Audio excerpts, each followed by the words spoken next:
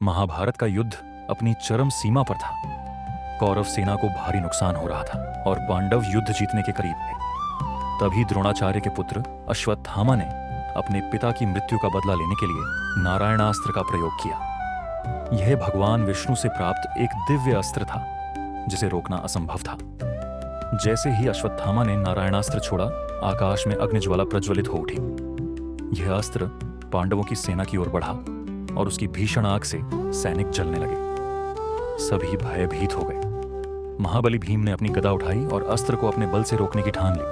तभी श्री कृष्ण ने भीम को रोकते हुए कहा, भीम, यह अस्त्र बल से नहीं, विनम्रता से शांत होगा।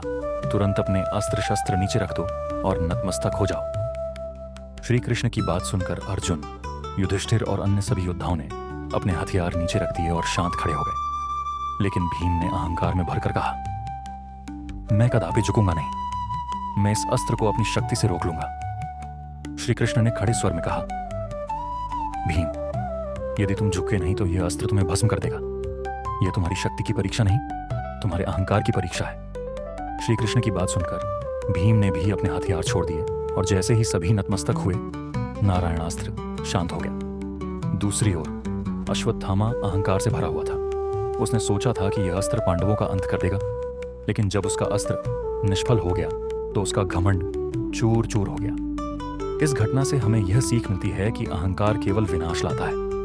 शक्ति और बुद्धिमानी तभी सार्थक होती है जब उनके साथ विनम्रता हो।